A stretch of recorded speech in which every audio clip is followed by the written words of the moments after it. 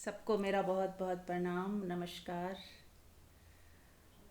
आज का दिन सबका शुभ हो, इस मंगल कामना के साथ आज का लाइव सत्संग शुरू करते हैं। सबसे पहले परमात्मा को याद कर लें, आंख बंद कर लें, हाथ जोड़ लें और एक प्रणाम पूरे यूनिवर्स को, कण कण को, पूरी प्रकृति को, सभी देवी देवताओं को, सभी एनलाइटन मास्टर्स को, अपने फैमिली मेम्बर्स को, अपने मित्रों को, और जिनको हम मित्र नहीं मानते उनको भी प्रणाम। सबको प्रणाम, कण कण को। प्रत्येक व्यक्ति का सहयोग है। आज हम जहाँ भी खड़े हैं प्रत्येक व्यक्ति का सहयोग है। फिर वो जिसने हमें कष्ट दिया उसका सहयोग है, जिसने हमें हिम्मत दी उसका सहयोग है, जिसने हमारा अपमान किया उसका भी सहयोग है। क्योंकि ये स्थितियाँ परिस्थितियाँ ही हमें आगे बढ़ने को मजबूर करती हैं, प्रेरणा देती हैं। हम आगे बढ़ते हैं, हमारी यात्रा आगे को चलती है, वहीं रुक नहीं जाती, ठहर नहीं जाती। हमारी लाइफ में यदि ये सब कुछ होता रहता है, कभी पॉजिटिव कभी नेगेटिव, तो ही हम आगे बढ़ते हैं, आगे चलते हैं, पिक्चर आगे बढ़ती है, कहानी आगे बढ़ती है हमारी। तो हर स्थिति परिस्थिति में ऐसे माने, ऐसे जाने कि परमात्मा ही है इस सिचुएशन में और ये मुझे कोई संदेश दे रहा है। ये बहुत ही ऐसा सूत्र दे रही हूँ मैं आपको। यदि आपने ये याद रखा कि कोई भी स्थिति परिस्थिति या मान अपमान, घटना, सफलता असफलता, जीत या हार, कुछ ऐसा होता है ना, तो हमें प्रकृति एक संदेश दे रही होती है। उस संदेश को बस पहचान लें, क्या संदेश है मेरे लिए, क्या चाहती है प्रकृति। बिना विरोध के बस उसे एनालाइज करें उस सिचुएशन को कि इसमें मुझे मेरे को क्या सीख मिल रही है, कौन सी सीख है मेरे लिए इस। तो आप पाओगे कि कुछ तो है मेरे को सिखाने के लिए। कहीं मेरा अटकाव है, कहीं मेरी लालच है, कहीं मेरा एक्सपेक्टेशंस है मेरी, है ना। तो वो सारी चीज़ों को मुझे मेरा ध्यान आकर्षित करने के लिए कि कुछ ना कुछ सिचुएशन प्रकृति देती जाती है, ताकि हम अपनी चीज़ों को, अपनी कमियों को देख पाएँ, पहचान पाएँ और समझ पाएँ कि ये लालच जो है सही चीज़ नहीं है, ये मोह सही चीज़ नहीं है। जब हमें उसकी व्यर्थता का बोध होता है तभी हम इसको छोड़ने के लिए तैयार होते हैं या इससे आगे बढ़ने के लिए तैयार होते हैं। तो हर सिचुएशन यदि कुछ नेगेटिव हो रहा है तो बहुत सुंदर है, ताकि कुछ व्यर्थता का बोध होना चाहिए ऐसी सिचुएशन में। कहीं मोह है, कहीं हम अटके हुए हैं, कहीं हमने कुछ पकड़ा हुआ है, उसको छोड़ने का समय आ गया है। कहीं अटकाव है, उस अटकाव को हटाने का समय आ गया है। हमारा मुख ज़्यादा लोगों के ऊपर हो गया है, फोकस हो गया है कहीं और। परमात्मा की तरफ जाने का समय आ गया है, परमात्मा की तरफ मुख करने का टाइम आ गया है। तो पहचाने, यदि आपने पहचान लिया तो वही कहते हैं ना, जैसे एक उदाहरण है कि कमल जो है कीचड़ में खिलता है, तो वो जो स्थितियाँ परिस्थितियाँ खाद का काम करेंगी और आपको सहयोग देती हुई, आपको आगे बढ़ाती हुई चली जाएंगी, निकल जाएंगी। और आप बहुत कुछ सीखते हुए, अपने को ग्रो करते हुए, अपना सही रास्ता चुनते हुए आगे बढ़ जाएंगे। हाँ जी। तो अब आपकी बारी है, आप पूछ सकते हैं कुछ भी। सुप्रिया, यस।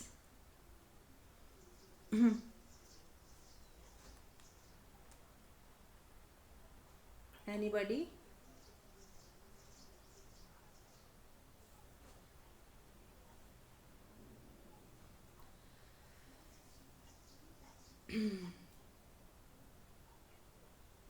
अपने जीवन से संबंधित आप जहाँ खड़े हैं, आंख बंद करें सभी।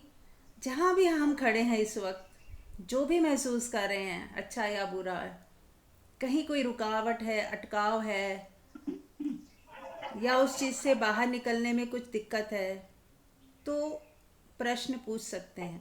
उर्मिल जी, आप पॉज कर लें, कुछ पूछना है तो पूछें, नहीं तो पॉज करें। हाँ, देखें क्या है भीतर, हमारी रुकावटें कहाँ कहाँ हैं, हम अभी किन चीज़ों को नहीं फेस कर पा रहे। वहाँ से प्रश्न खड़े होते हैं, उठते हैं कि और कैसे इस चीज़ को समझ पाएं, और कैसे हम इस चीज़ से बाहर आ पाएं। सत्संग का मतलब वही है कि हम जो चीज़ नहीं देख पा रहे वो हम मिलके सत्संग में समझते हैं, और हमारी दृष्टि खुलती है, हमारा विवेक जागृत होता है कि अच्छा ये तो मैंने सोचा नहीं था, तो अब मुझे इस तरह से आगे बढ़ना है। तो हमें कहीं मार्गदर्शन होता है। कुछ भी पूछ सकते हैं अपने साधना से रिलेटेड, या अपनी लाइफ जो भी चल रही है आपकी उससे रिलेटेड।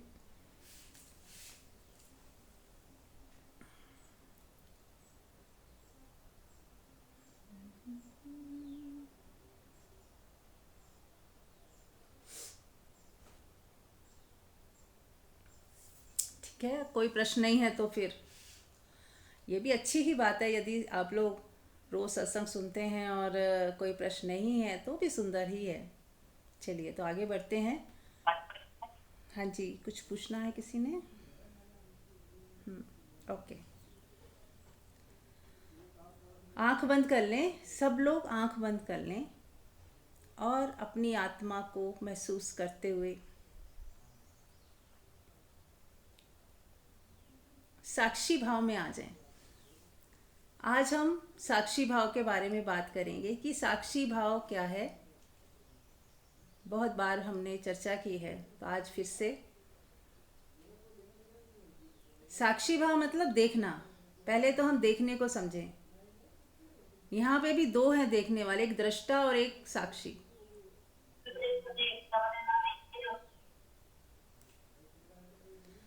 जब हम कुछ देख रहे होते हैं, कुछ भी कर रहे होते हैं, तो हमारा एक कर्ता भाव खड़ा हो जाता है। जैसे मान लो, मैं एक उदाहरण दे के बताती हूँ। जैसे मैं खाना बना रही हूँ, तो खाने की बनाने की प्रक्रिया हो रही है, तो एक कर्ता भाव पैदा होता है हमारे अंदर, और हमें ऐसा महसूस होता है कि मैं खाना बना रही हूँ। और वो,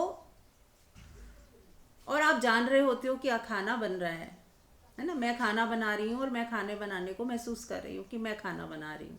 तो ये दृष्टा भाव इसको कह सकते हैं, जो प्रक्रिया के होने से ही पैदा हुआ, और जब प्रक्रिया खत्म हो जाएगी, खाना बनाना समाप्त हो जाएगा, तो आपका वो वाला भाव कि मैं खाना बना रही हूँ ये भी चला जाएगा, वो गिर जाएगा।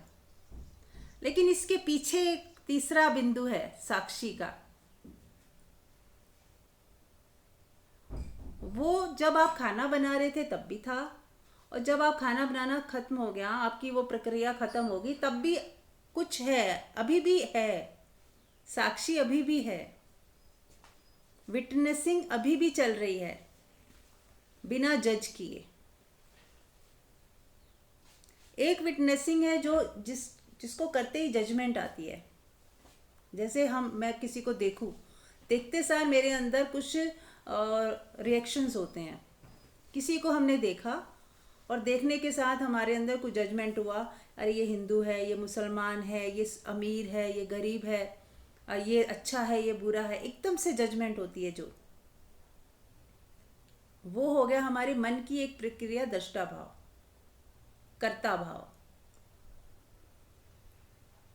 लेकिन जब ये प्रक्रिया नहीं थी तब भी कुछ था हमारे अंदर, साइलेंस।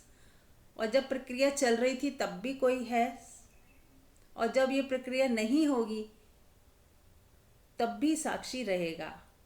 तो एक ऐसी अवस्था जो तीनों में रहती है, पास्ट प्रेजेंट फ्यूचर जिसको हम बोलते हैं, इन सब में साक्षी भाव एज इट इज़ रहता है, बिना जज किए, बिना कंक्लूड किए, बिना बुद्धि के बीच में लाए।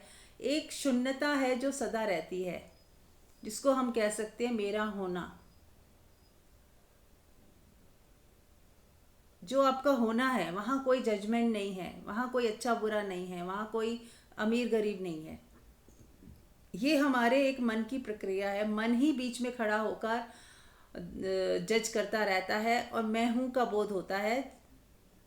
मन के लेवल पे यदि होता है तो उसे हम कह सकते हैं इंडिविजुअल सेल्फ। ये हमारा ही क्रिएट किया हुआ एक झूठा मैं है। इस झूठे मैं के पीछे जब सच्चा मैं है, वो है साक्षी, जो जान रहा है कि देखो, अगर आप थोड़े सजग हो जाते हो अपने प्रति, तब आप पाओगे कि आप ही के भीतर आप जो रियल जो सेल्फ है वो देख पा रहा है कि मेरा मन जज कर रहा है, मेरे मन में अभी भय पैदा हुआ, मेरे मन ने अभी कुछ जज किया, मेरे मन ने कुछ अच्छा बुरा सोचा, मेरा मन कुछ कैलकुलेट कर रहा है, फायदा नुकसान सोच रहा है। बुद्धि, मन बुद्धि सब एक ही बात है। ये हमारा फॉल्स पर्सनैलिटी के हिस्से हैं, मन बुद्धि चित्त अहंकार। इसको अलग अलग नाम ना देके एक ही उसमें सोचें कि ये सारे भाई बहन ही हैं, है ना, क्योंकि ये रियल ट्रू सेल्फ नहीं है। तो जब हम ट्रू सेल्फ में होते हैं वहाँ है साक्षी। तो साक्षी का मतलब है कि आप विटनेस, आपको प्रैक्टिस करनी होगी। यदि हमारा साक्षी भाव नहीं है तो हमें प्रैक्टिस करनी होगी कि मैं सच में कौन हूँ, उसको जानना होगा। तो उसके लिए क्या है? देखना। कोई भी काम हम करें तो हमारे भीतर देखने वाला एक खड़ा हो रहे कि मैं देख रही हूँ, जान रही हूँ कि ये काम हो रहा है। कोई भी विचार हमारे भीतर आए तो मैं देख रही हूँ कि मेरे भीतर ये विचार उठा, मैं जान रही हूँ। अब इसको कोई नाम ना दें कि ये कौन जान रहा है, व्याख्या ना करें बुद्धि से, बुद्धि को छोड़ दें। अभी अभी हम शब्दों में ना उलझें कि दृष्टा क्या है, बुद्धि क्या है, चित्त क्या है, अहंकार क्या है। इन शब्दों की हमें व्याख्या नहीं करनी। हम बिल्कुल सिंपल वे में हम चलें, बहुत ही सिंपल, सिंपलेस्ट वे में मैं समझा रही हूँ, बिना शब्दों में उलझे। ठीक है? तो हमारे ही भीतर हमारी आत्मा है जो साक्षी जिसको हम कहते हैं। एक हमारा ट्रू सेल्फ है, साक्षी भी छोड़ दो, शब्दों को हटा दो चाहे।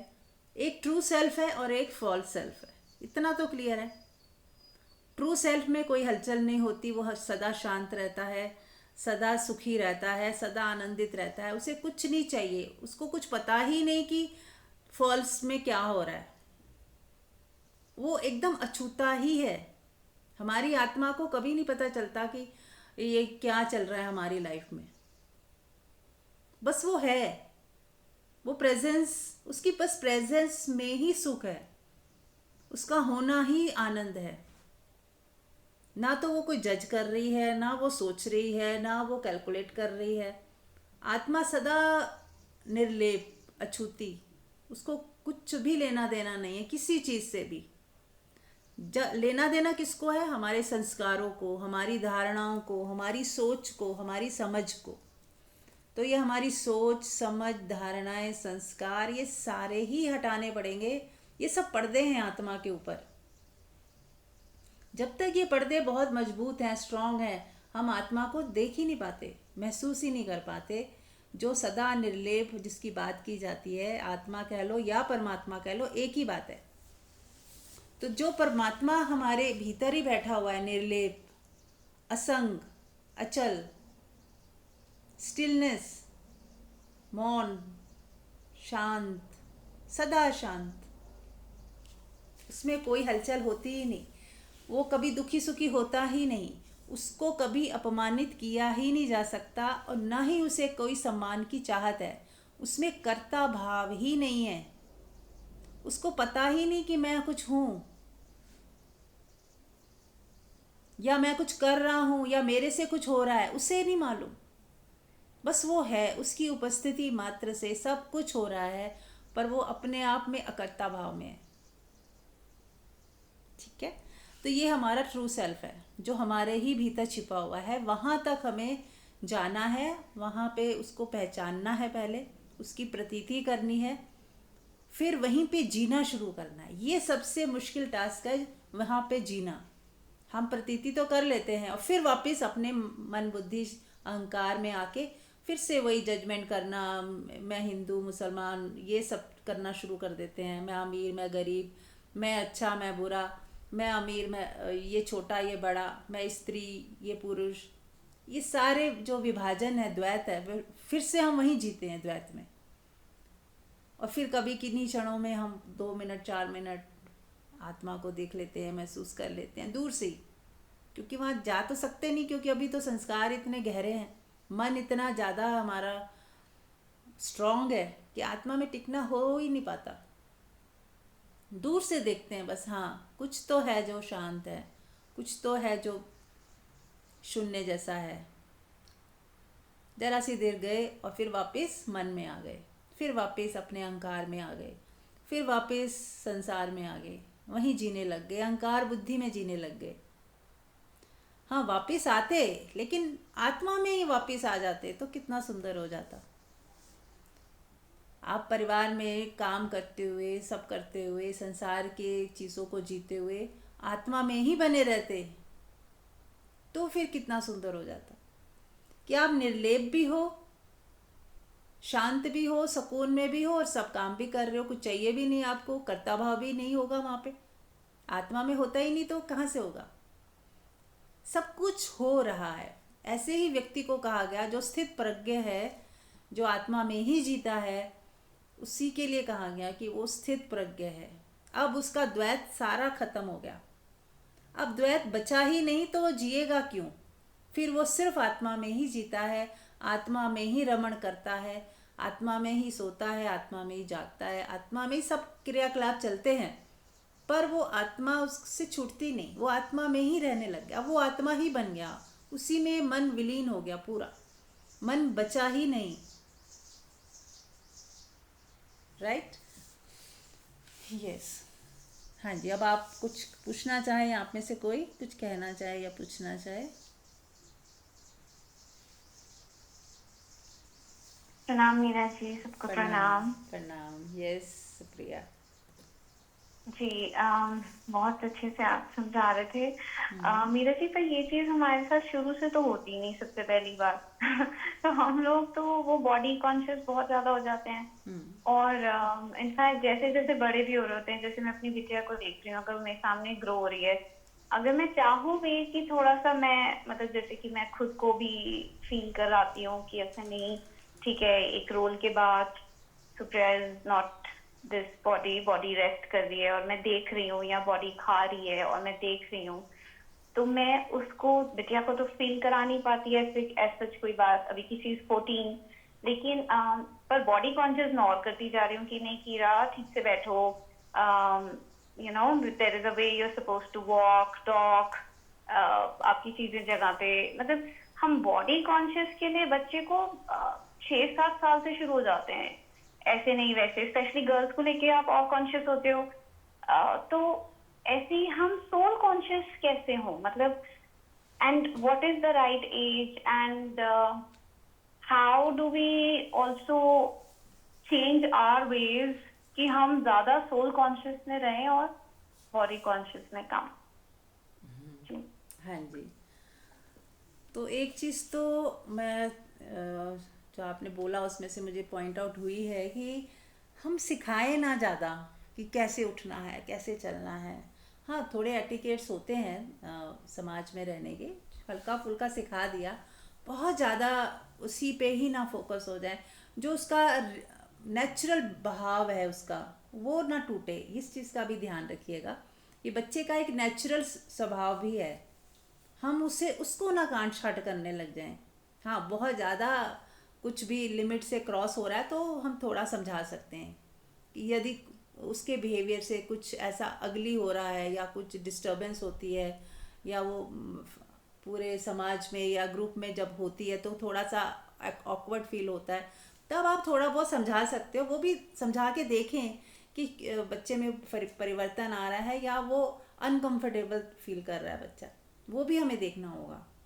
क्योंकि जो बदलाव है वो भीतर से बाहर आते हैं, बाहर से हम ज़्यादा इम्पोज नहीं कर सकते।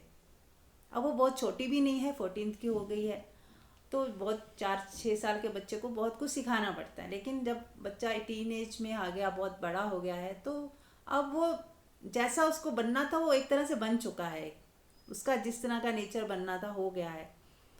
तो थोड़ा सा फ्रीडम भी दें, प्यार भी दें, केयर भी रखें। ज़्यादा रोक टोक, हर बार रोकना टोकने से वो बच्चा बिगड़ेगा ही, सुधरेगा नहीं। एक समय के बाद ये सब चीज़ें बहुत कम कर दें, बहुत ज़रूरी अति आवश्यक हो तो ही करें, नहीं तो बहने दें। आप उसको स्वीकार करें, वो खुद को स्वीकार करे। कि हाँ वो जैसी है वो है, उसके अंदर जो चीज़ें नेचुरली हैं वो हैं। और पहले तो आप एज ए मदर स्वीकार करें बच्चे को कि वो उसके अंदर वैसा है, बिहेवियर उसका नेचर ऐसा है, मुझे उसमें ज़्यादा कांटछाड़ नहीं करनी है, उसको एक नेचुरल वे में बहने दो, उसको नेचुरल वे में जीने दो।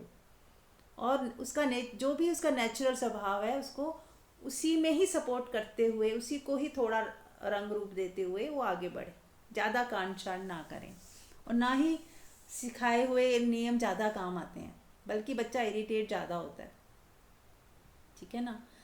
और दूसरा सोल कॉन्शियसनेस में कैसे रहें, यही एक तरीका तो यही बता दिया कि नेचुरल वे में जीना, ज़्यादा डिसिप्लिन, ज़्यादा हम एटिकेट्स, ज़्यादा मॉरलिटी जो हम सीख लेते हैं, ऐसे उठना है, ऐसे बैठना है, ऐसे बात करनी है, तो ये हम ओढ़ा हुआ सीखा हुआ जो हम करते हैं बनावटी, इससे भी हमें थोड़ा बचना है। नेचुरल वे में आ जाए, इनर डिसिप्लिन में आ जाए। जैसे अब हम, मैं आपकी बात करूँ या मैं मेरी बात करूँ, तो जब अब हम लोग ग्रोन अप हो गए हैं, अब हमें थोड़ा सा नैसर्गिक जीना सीखना है। जैसे बचपन में नहीं होता था कि हम लोग मज़ा, नाचने का मन है तो नाच रहे हैं, गाने का मन है तो गा भी रहे हैं, झूम भी रहे हैं, चल रहे हैं तो एकदम ऐसे नाचते हुए चल रहे हैं, नैसर्गिक एकदम से खुल के हंस रहे हैं, खुल के जी रहे हैं। तो ये नैसर्गिक होने दें और फिर से नैसर्गिक हो जाए। ठीक है, एक टाइम था, डिसिप्लिन सीखा, सब सीखा, अब वो एसेंस है हमारे अंदर, हम डिसिप्लिन मेंटेन रखते हुए इनर डिसिप्लिन से चलेंगे।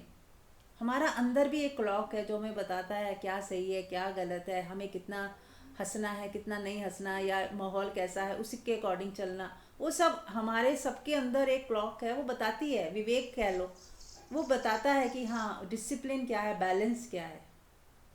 बैलेंस के पार वो कभी नहीं होगे आप कितना ही छोड़ दो अपने आप को, आपको बैलेंस आ ही जाएगा। सीखे हुए को हटा के सीखे को अनसीखा कर दीजिए पहले, तो फिर देखिए अंदर से क्या आता है। नेचुरल वे में एक नेचुरल डिसिप्लिन आएगा, और वही आप बच्चों को भी सिखा सकते हो कि एक नेचुरल डिसिप्लिन भी है हमारे अंदर। हमारे अंदर एक क्लॉक है जो कहती है कि बस अब और नहीं, इससे ज़्यादा नहीं, इस यहाँ तक तो मज़ा था, उसके बाद फिर सज़ा हो जाएगी, बस अब बस। तो वो नेचुरल जो इंस्टिंक्ट है उसको पकड़ें कि बस अब अगर बस आ गया है तो अब बस ही है, फिर अब उसके बाद यू टर्न लेना है, इतना काफ़ी है। तो इनर डिसिप्लिन आने दीजिए बच्चे के भी अंदर और अपने खुद के अंदर भी। हर चीज़ ओढ़ी हुई सीखी हुई, और दुनिया क्या कहेगी, दुनिया क्या सोचेगी, दुनिया के हिसाब से मैं अपने आप को ऐसा बना लूँ कि दुनिया को मैं पसंद आ जाऊँ, दुनिया मुझे मेरी तारीफ़ करे। तो फिर एक आर्टिफिशियल डिसिप्लिन में और आर्टिफिशियल फेस बन गया हमारा, जो लोगों को दिखाने के लिए है, रियल फेस नहीं है हमारा। और जो रियल फेस है, बिना किसी की परवाह किए कि कोई क्या सोचेगा क्या समझेगा, हाँ बस एक ही चीज़, हाँ हम अगर हमारा इनर डिसिप्लिन सही काम कर रहा है, इनर क्लॉक, तो वो दूसरे का भी ध्यान रखेगी कि किसी को कष्ट ना हो हमारे से, बस इतना कि हम अननेसेसरी किसी को दुख का कारण ना बने। लेकिन अपनी सहजता में जीना, नैसर्गिक वे में जीना, खुल के जीना, एंजॉय करना, राइट रॉन्ग से परे, एक आपकी विवेक है जो बताता है क्या सही है क्या गलत है। हम अपने इनर डिसिप्लिन को फॉलो करें, ना कि समाज के बनाए हुए नियमों को कि बिल्कुल ये सही है ये गलत है, ये नहीं होना चाहिए वो होना चाहिए। तो उसमें हम फंस जाएंगे, फिर आर्टिफिशियल हो जाएंगे, नेचुरल नहीं रह पाएंगे, नैसर्गिक नहीं रह पाएंगे। जो प्रकृति ने हमें दिया है हम उसको उसमें नहीं जी पाएंगे, फिर जो कुछ हमें आर्टिफिशियली दे दिया गया है हम उसमें जीने लग जाएंगे। बस ये हमें फ़र्क महसूस करना है। तो उसके लिए हिम्मत चाहिए, बहुत ज़्यादा हिम्मत चाहिए, जो मैं बोल रही हूँ नैसर्गिक जीने के लिए।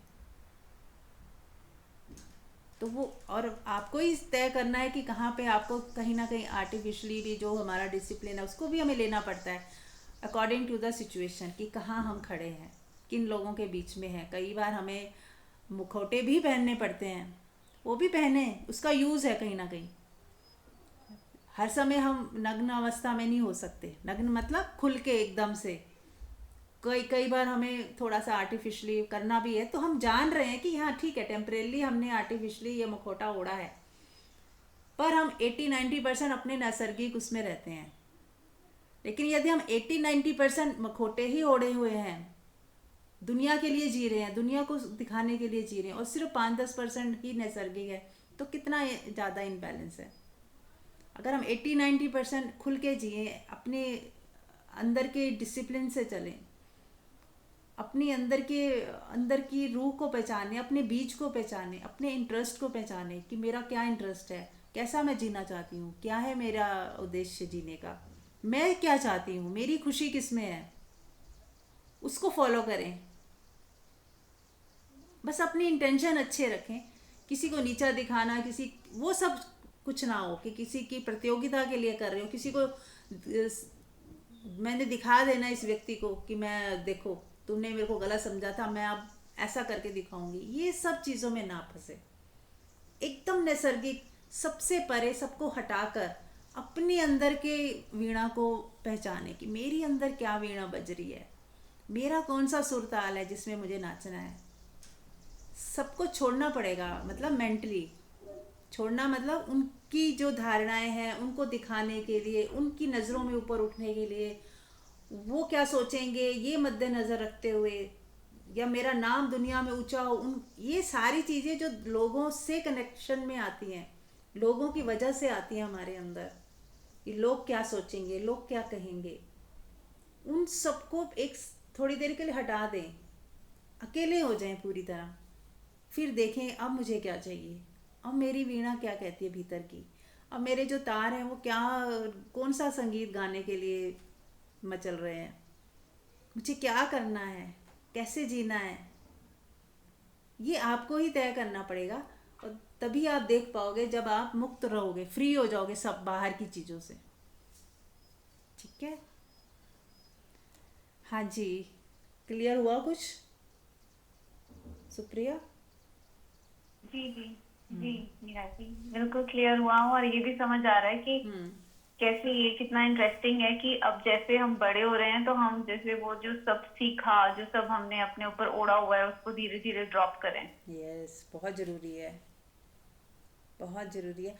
और हाँ, कभी कभी मुखौटा पहन सकते हैं, है ना, कभी कभी हमें हमें उसका राइट यूज़ करना आना चाहिए। बट वो ये है कि 80-90% तो नैसर्गिक जिए। जहाँ मुखौटे के बिना काम चल सकता है ना, तो ना पहने उसे, अति आवश्यक हो, बिल्कुल ही बिजनेस। बिल्कुल वैसे ही हाँ, ना मीरा जी, जैसे हमें लगता है ना जहाँ मेकअप की ना करे जा सकते हो राइट, तो ऐसे ही ठीक है। हाँ, राइट राइट, बिल्कुल जरूरी नहीं है राइट। कि हर समय हमेशा आपको यस, लेयरिंग करनी पड़े, कुछ छुपाना पड़े, कुछ अपने आप को डेकोरेट करना पड़े। राइट ठीक है, राइट। कभी भाव आए तो एक अलग बात है, लेकिन not like you suppose to. Yes, बिल्कुल ठीक, बिल्कुल आपने सही एग्जांपल दिया है। तो जब जितना नेचुरल वे में जिएंगे, जितना दिखावे की ज़िंदगी ना जिए ना, मेन है कि हमें दिखावा में जीते हैं, कपड़े भी पहनेंगे दिखावे के लिए, और जो हमें अच्छा लग रहा है, कन्वीनियंट है, जिसमें हम ज़्यादा कंफर्टेबल हैं, और अगली लुक भी ना हो और ऐसा भी ना हो कि बेढंगे पहने हैं, बस एक बैलेंस वे में अपना उसमें रहें। ये नहीं कि हमें दिखाना है कि हम बहुत कीमती कपड़े पहनेंगे या बहुत स्टाइलिश भी पहनेंगे, जैसे जूते पहनने हैं तो कंफर्टेबल पहने, अपने पैरों को सुकून दे, ना कि ऐसी चप्पल जूते पहनने की दर्द के बारे में चला भी नहीं जा रहा और इतना अनकंफर्टेबल हो रहा है, पर दिखावे के लिए हम पहन रहे हैं। हाँ, कभी चलेगा, कभी पार्टी है, साल में एक बार पहन लिया 1 घंटे के लिए, इट्स ओके। बट हर टाइम ही आप पहन रहे हो, हर टाइम ही दिखाने की कोशिश कर रहे हो, तो फिर वो आप इनबैलेंस हो रहे हो। तो ये सब हमें खुद ही तय करना है, और वही इंसान अच्छे से जी पाता है जो ज़्यादा परवाह, बेपरवाह हो जाता है। ज़्यादा मत सोचिए लोगों के बारे में, क्योंकि हर व्यक्ति यही सोच रहा है, वो आपसे डरा हुआ है, हम उनसे डरे हुए हैं। और यदि हम सब अच्छे से जीना शुरू कर दें, अपने में खुश रहना, मस्ती में रहना शुरू कर दें, तो सारी दुनिया ही स्वर्ग हो जाए। हम सिर्फ डर रहे हैं, हमारा पड़ोसी हमसे डर रहा है, हम उससे डर रहे हैं, हम डर रहे हैं कि वो क्या सोचेगा, वो सोच रहा है कि हम क्या सोचेंगे। तो क्यों ना ये सारी चीज़ें ख़त्म हो जाएं, हम सब अपने आप में खुश रहें, आनंदित रहें, और हम एक दूसरे को जज ही ना करें, खुद भी जिए और जीने दें। वो एक है ना कहावत है कि जिए और जीने दें। जब हम खुद जीते हैं तभी हम दूसरों को जीने देते हैं, ये एक सच्चाई है। जब हमने जीना छोड़ दिया ना, हम दूसरों को भी नहीं जीने देते। कई पेरेंट्स देखोगे कि घर में बैठे रहते हैं, वो अपने बच्चों को भी नहीं जीने देंगे, क्योंकि उन्हें लगता है कि हम तो गई, जिए नहीं, घूमे नहीं, कुछ नहीं किया, अब ये कैसे कर रहे हैं, उनको भी रोके, बहुएं आएंगी उनको भी जाने नहीं देंगे, उनको भी कैद करने की कोशिश करेंगे। जैसा रूखा सूखा जीवन उन्होंने खुद बिताया है, वैसा ही वो चाहेंगे कि वो भी जिए, क्योंकि उन्हें लगेगा यहाँ तो ये तो ठीक ही है ना, हमने हमने भी तो ऐसे ही जिया है, हमने भी तो, मेरी सास ने कहीं जाने नहीं दिया था, हम तो ऐसे ही जी लिए, अब ये भी ऐसे जिए। तो जो व्यक्ति खुद जीता है वही दूसरे को भी फ्रीडम देता है कि मैंने भी अच्छे से ज़िंदगी जी है, अब मेरे बच्चे, मेरी बहुएं, मेरी बेटियां वो भी जिए। जो खुद ही नहीं जिया वो दूसरों को भी नहीं जीने देता, बल्कि खींचता है उसको कि तू कैसे जी रहा है, मैं खुश नहीं हुई, तुम कैसे खुश हो, मैं नहीं अच्छे से आनंदित हो पाई, तो वो दूसरे के आनंद में भी बाधा बनेगा। ऐसा व्यक्ति एक्चुअली तो वो भी जीना चाहता था, लेकिन वो जी नहीं पाया। अब वो फ्रस्ट्रेशन कहाँ कैसे निकालेगा कि दूसरों को भी नहीं जीने देगा। तो हर इंसान यदि खुल के जी रहा है तो बहुत अच्छा है, जीने दें उसे, खुल के जिए, खुल के वो अपना जो भी जैसा भी जी रहा है। तो हम लोग भी एक आदत बनाएं, दूसरों को देख के ज़्यादा जज ना करें, ज़्यादा उनके लाइफ में इंटरफेयर ना करें कि वो क्यों ऐसा जी रहे हैं। वो खुल के जी रहा है तो बहुत कुछ आप कहीं ना कहीं बचे हुए, वो आपको भी जीने देगा। तो हमें भी जीना है, दूसरों को भी जीने देना है, और ऐसे दूसरा यदि खुल के जी रहा है तो वो आपको भी जीने देगा। तो आपके लिए अच्छा ही है कि आपके जो आसपास के लोग हैं खुल के जी रहे हैं, तो आपको भी मौका मिल रहा है कि आप भी खुल के जियो, बजाय कि आप उनको रोकने के आप भी खुल के जीना शुरू करो, उनसे प्रेरणा लो, बल्कि उनके आनंद में बाधा ना बन के उनके आनंद के साथ आप भी आनंदित हो जाओ, आप भी कुछ नए रास्ते खोजो कि आप भी एंजॉय करो लाइफ को। ठीक है ना? यस।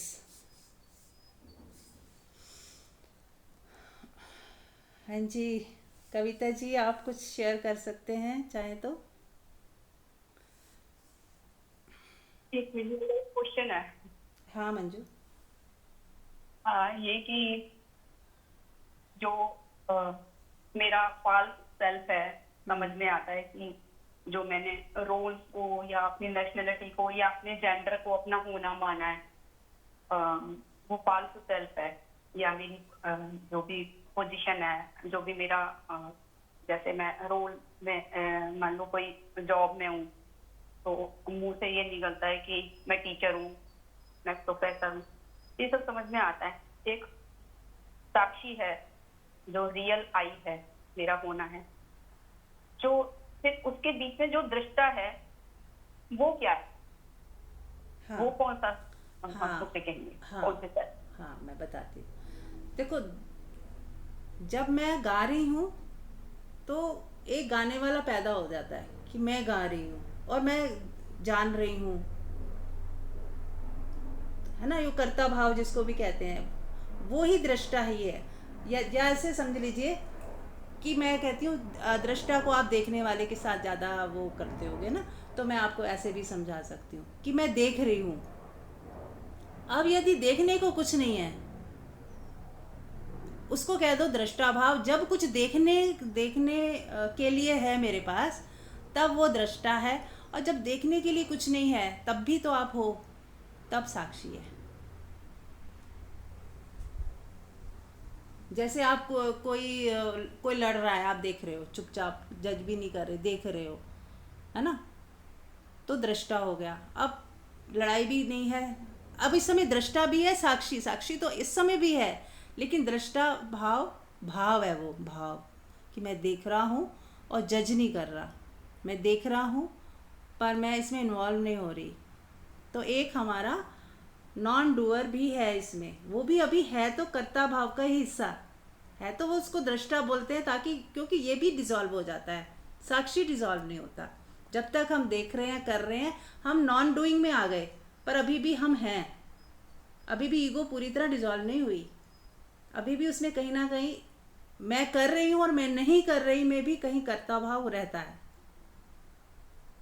लेकिन जब दोनों ही गिर जाते हैं तो साक्षी भाव, तो उसमें कुछ कर्ता का एहसास भी नहीं है कि नहीं कर रही हूँ, ना करने में भी एहसास है करने का, कि मैं तो कोई काम नहीं कर रही, मैं तो कुछ कर नहीं रही, मैं जज नहीं कर रही। तो कहीं ना कहीं हम जज कर ही रहे हैं एक तरह से, कहीं ना कहीं हमें उसका एहसास तो है कि जजमेंट जैसा कुछ होता है, लेकिन साक्षी में वो भी नहीं है। साक्षी में बिल्कुल ही आप हवा की तरह हो जाते हो, स्पेस की तरह।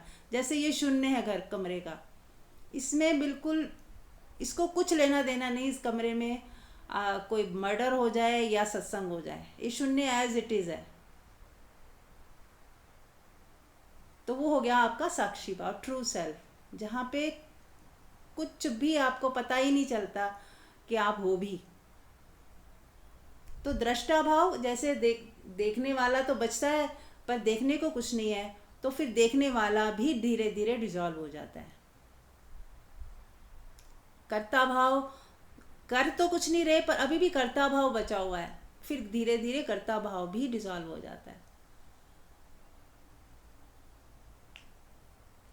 जब 100% दोनों ही चीज़ें डिजॉल्व हो जाती है कि मैं करने वाला और क्रिया और करने वाला दोनों ही डिजॉल्व हो गया, तो फिर साक्षी बचा रह गया। जब हम कुछ कर रहे हैं तो कोई पैदा हो गया बीच में करने, जैसे कोई गाना गा रहा है तो एक गाना गायक पैदा हो गया है ना। अब जब गाना ही नहीं कोई गा रहा तो गायक भी वो बचा ही नहीं। वो गायक कहना उसको ठीक है क्या, जब गाता ही नहीं है वो, तो दोनों ही खत्म हो जाते हैं। ये हो सकता है कि शुरू में गा तो नहीं रहा लेकिन उसको पता है मैं गायक हूँ, गायक होने का भाव है अभी भी उसके अंदर, फिर वो भी गिर गया, दोनों ही गायब हो गए। गाना तो गाया ही नहीं और गायक मैं गायक हूँ ये भी भाव खत्म हो गया। फिर जो बचा साक्षी। ये सब मैं इसीलिए ज़्यादा ना शब्दों में उलझाना नहीं चाहती आपको। मैं ये चाहती हूँ कि आप बस मोटा मोटा समझ लें कि एक रियल सेल्फ है और एक फॉल्स सेल्फ है। उसमें सिर्फ दो विभाजन करोगे ना तो ज़्यादा आप लोगों को क्लियर हो जाएगा।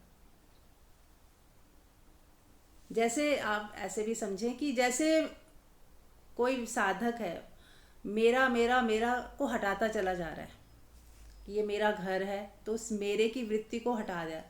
नहीं, मैं घर में रह तो रहा हूँ, सराय की तरह है जैसे सब रहते हैं, मैं घर में तो रह रहा हूँ, ये मेरा घर नहीं है। उस मेरे की वृत्ति को हटाना शुरू कर दिया उसने। फिर उसने मेरे मेरे बच्चे हैं, इसको हटाओ, मेरे को हटाओ। अब बच्चे तो हैं पर मेरे कहना जरूरी नहीं है। ठीक है, बच्चे हैं, परमात्मा के दिए हुए दो जीव दिख रहे हैं, जैसे बहुत सारे सोल्स हैं धरती पे, ये भी हैं, लेकिन मेरे बच्चे हैं ऐसा जरूरी नहीं है। मेरा शब्द उसने हटा दिया, भाव भी हटा दिया। ऐसे ये मेरा देश है, ये मेरा नेशन है, ये भी हटा दिया। ठीक है, हम रह रहे हैं, ये कहने को कहा जाता है मैं इंडिया में रह रहा हूँ, लेकिन ऐसा कुछ नहीं है। पृथ्वी का ही हिस्सा है, हमने ही नाम दिए हैं, ये इंडिया है, ये पाकिस्तान है, ये हमने ही सीमाएं रेखा डाली हैं, तो मैं इसको भी हटा देता हूँ। तो ऐसे यदि सारे मेरा मेरा मेरा मेरा सब हटा दिया जाए और जितना भी तू है तू है तू है तू है हटा दिया जाए, तो मैं भी कितनी देर बचेगा? वो मैं भी डिजॉल्व हो जाएगा एक दिन। जब मेरा ही कहने को कुछ नहीं बचा तो मैं भी जो है, मैं शब्द अहंकार वो गिरने लगता है, टूटने लगता है। जब मेरा ही कुछ नहीं तो मैं क्या बचा फिर? इस मेरे की वजह से ही मैं को हम स्ट्रॉन्ग करते हैं। मेरा घर, मेरे बच्चे, मेरा बिजनेस है ना, मेरा पद, मेरा सम्मान, ये मैं को मजबूत करता है। और ये जब मेरा मेरा मेरा आप हटाते चले जाओ तो मैं भी वीक पड़ता चला जाता है और मैं जैसा कुछ नहीं बचता, क्योंकि जो मेरा कहने को ही नहीं है तो मैं भी कहाँ बचा। फिर वो शून्यता एक रह जाती है। तो पहले मेरा विलीन होगा, फिर मैं विलीन होगा, फिर भी अस्मिता रह जाती है। थोड़ा सा मैं बोलना बंद हो जाओगे, फिर भी कहीं ना कहीं अहंकार रह जाता है, फिर वो भी गलता है, वो भी खत्म हो जाता है। फिर आप ढूंढोगे तो आपको मैं जैसा कुछ दिखेगा नहीं। अभी मैं कहती हूँ ना, आंख बंद करो, आपको एहसास होता है ना मैं हूँ, आपको कि हाँ पर एहसास हो रहा है, फिर वो भी एहसास बंद हो जाता है, एकदम शून्यता बढ़ती जाती है। मैं हूँ जैसा भी दिखना बंद हो जाता है, ऐसा लगता है मैं हूँ ही नहीं, ये भी नहीं लगता कि मैं नहीं हूँ, ये शब्द भी नहीं बनते, बस शून्यता बचती है। ठीक है, ये हम जैसे जैसे सीढ़ियाँ चढ़ेंगे ना, ये क्लैरिटी होती जाएगी। थ्योरी में बोलूँगी तो आपकी बुद्धि समझेगी, जब आप प्रैक्टिकल जियोगे उस चीज़ को तो एकदम क्लैरिटी आती जाएगी। राइट मंजू, कुछ समझ आ रहा है? हाँ हाँ, एकदम क्लियर है हम्म। कि जो दृष्टा है हम्म। वो किसी ऑब्जेक्ट के साथ या किसी एक्टिविटी के साथ पैदा होता है। यस यस, बिल्कुल ठीक। हाँ, और साक्षी साक्षी के होने के लिए बस वो है, उसको ना कोई एक्टिविटी चाहिए ना कोई ऑब्जेक्ट चाहिए, वो तो स्पेस की तरह है ही है बस। राइट, बिल्कुल ठीक, आप बिल्कुल ठीक समझ लिए। हाँ, थैंक यू। Thank you. क्योंकि मेरे को ना बहुत बार ऐसे लगता था कि मैं दृष्टा साक्षी को के भेद को समझ नहीं पा रही हूँ क्या, या समझ पा रही हूँ या समझ नहीं पा रही हूँ। मेरे अंदर ही ये द्वंद्व बहुत टाइम से चलता ही रहता था। कभी लगता था मैं ठीक से समझ रही हूँ, कभी लगता था नहीं समझ नहीं पा रही अभी मैं। तो दृष्टा और साक्षी में क्या फर्क हो गया? दृष्टा भी देखने वाला है, साक्षी का भी ये कहते हैं कि बस साक्षी है हम।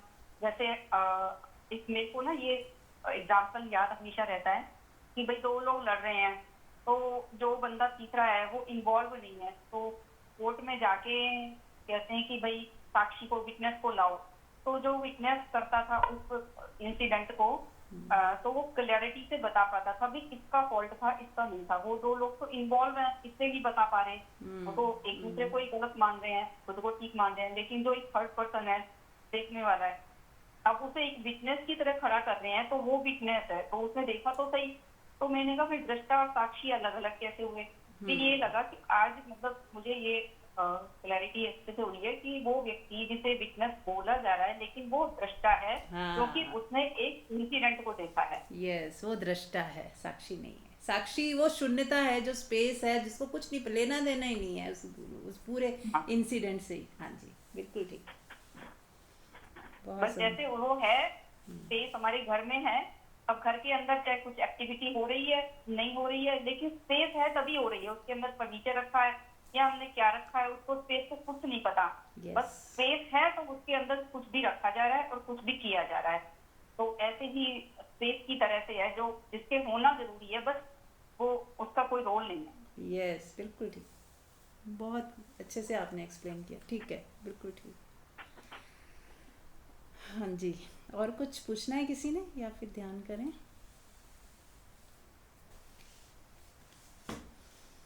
चलिए, 15 मिनट ही बचे हैं, तो अब हम अपने ध्यान कर लेते हैं, अपने साक्षी भाव को महसूस करते हैं। अब क्लैरिटी हो गई है, एक शून्यता ऐसी जो असंग है, निर्लेप है, कमलवत है, इसको कुछ लेना देना ही नहीं, उस स्वरूप में आ जाएं, उस शून्य में आ जाएं।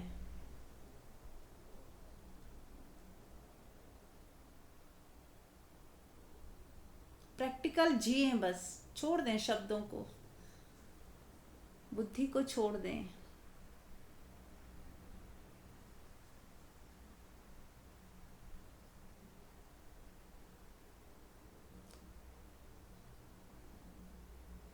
हमारे ही भीतर कुछ ऐसा है जिसको कुछ लेना देना नहीं है।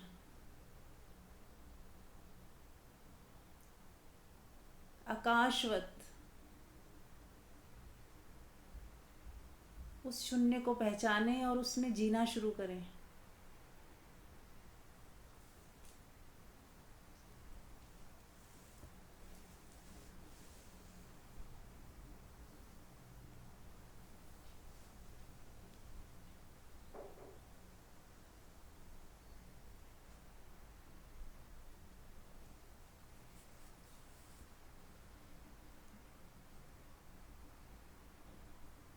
इस शून्य के ऊपर कुछ तरंगे उठ सकती हैं विचारों की, सोच की, पर उनको देखें ही ना, नज़रअंदाज करें। सिर्फ शून्य के ऊपर ही ध्यान अपना रखें।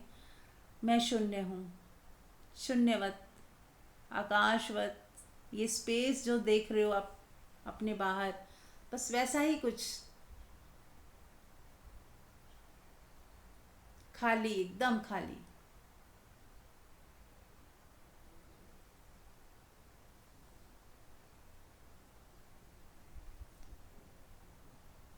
उसमें कोई भी आवाज पैदा होए या सुनाई दे, पर शून्य एज इट इज बना ही रहता है।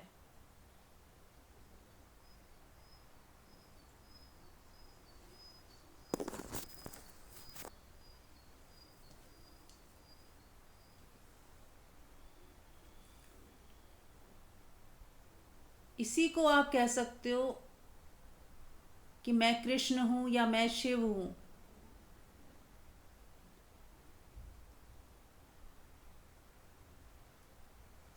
ये शून्य जो है, इसमें बांसुरी बज रही है कृष्ण की, ये अनहद जो सुनाई दे रहा है आपको, यही है असली। क्योंकि कृष्ण कोई सीमित नहीं हो सकते किसी आकार में या किसी लोक में ही है, ऐसा नहीं। वो हर जगह में है, और हर जगह जब है तो आप उस शून्यता में ही उनको महसूस कर सकते हो, और वो आप ही हो। उसको दो मत बनाओ कि कृष्ण अलग मैं अलग। आप ही कृष्ण हो, आप ही शिव हो, आप ही ये शून्य हो।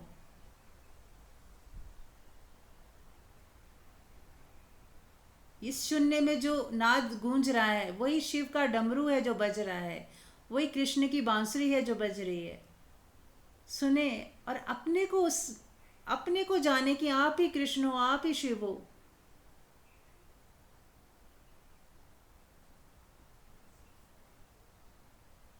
अब कौन किसकी पूजा करें, सब आप में ही समाया हुआ है। मेरा मुझको नमस्कार, खुद को ही प्रणाम करें, खुद के ही चरणों में झुकें, खुद अपना ही हाथ थाम लें, खुद अपने को ही गले लगा लें।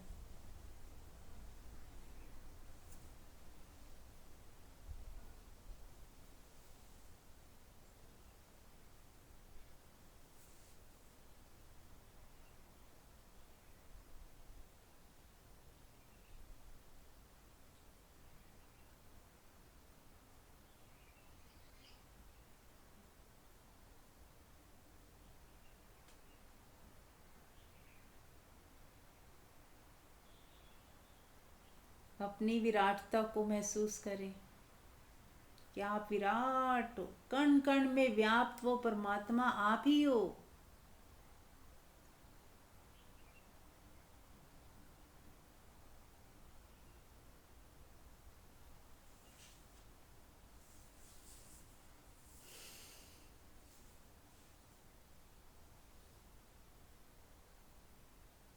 कुछ भी मुझसे जुदा नहीं।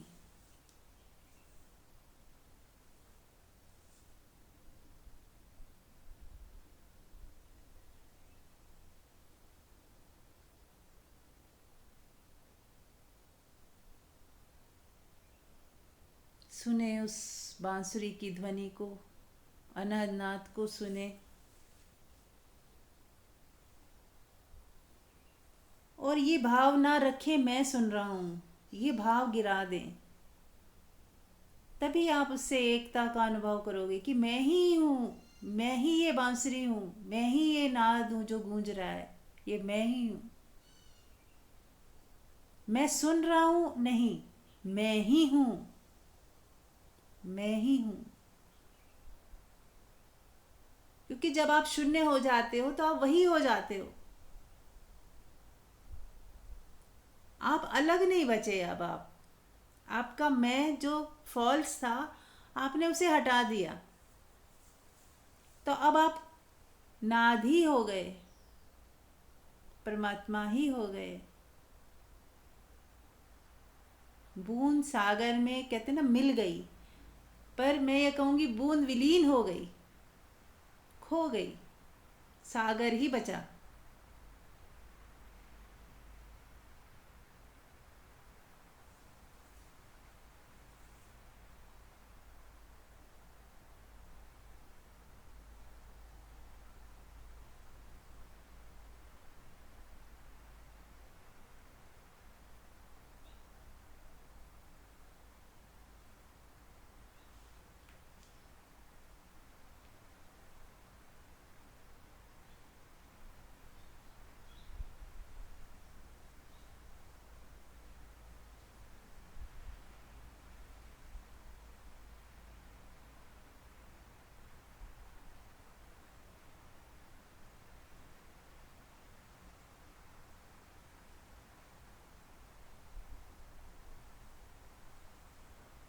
देखें इस मौन में,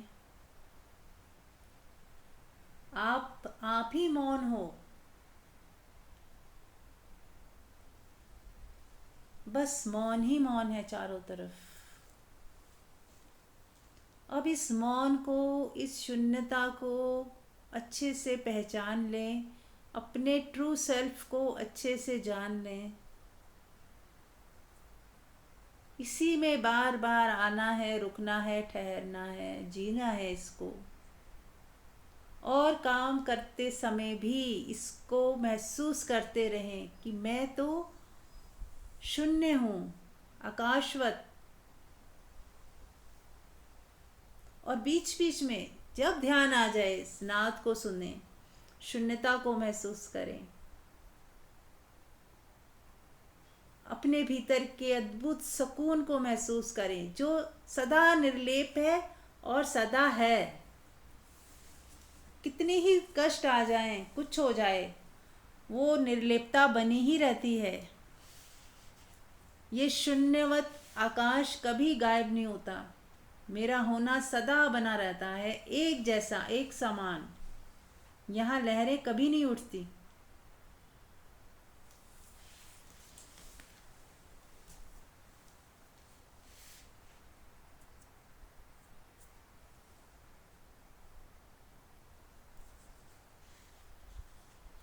जैसे समुद्र में लहरें बहुत ऊपर सतह पर उठती हैं और गहराई में कोई लहर नहीं, वैसे ही हमारे शरीर, मन, बुद्धि, अहंकार में लहरें उठती हैं, पर आत्मा में कोई लहर नहीं।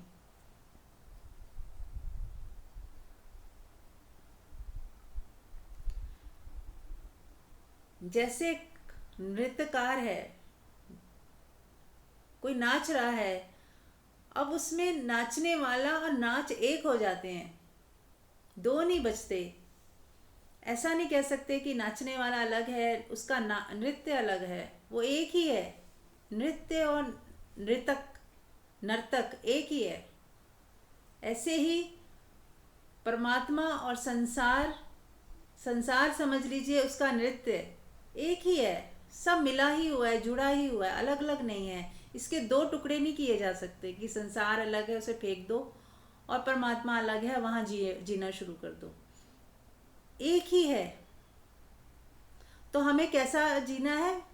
मिलकर जीना है। संसार में जीते हुए शून्यता को महसूस करना है और शून्यता में रहते हुए संसार को जीना है। तब उसका नृत्य चलेगा, खेल हो जाएगा। बाहर जो मूवमेंट्स हैं वो खेल हो जाएंगी, नृत्य हो जाएंगी, और भीतर शून्य वैसा का वैसा बना रहेगा। और हमें जीना कहाँ है? इस शून्य में जीना है, ताकि हम सदा सुखी रहें, सदा आनंदित रहें, सदा असंग रहें, निर्लेप रहें। कोई भी चीज़ हमें टच ही ना करे, छुए ही ना। जब हम संसार के खेल में उतरें तो कुछ भी हमें टच ही ना करे। आत्मा में जिएंगे तो टच नहीं करेगी। यदि हम मन में आ जाएंगे, भेदभाव में आ जाएंगे, द्वैत में आएगी, तो हर चीज़ आपको छुएगी, हर चीज़ आपको तरंगित करेगी, हर चीज़ आप में आकर्षण या विकर्षण पैदा करेगी। और आत्मा में कोई आकर्षण विकर्षण होता ही नहीं, ये उसकी एक पहचान है। यदि आप आत्मा में जी रहे हो तो कभी भी किसी चीज़ से आकर्षित नहीं होगे और ना ही विकर्षण पैदा होगा। ना किसी की तरफ खिंचोगे और ना ही किसी को खींचोगे।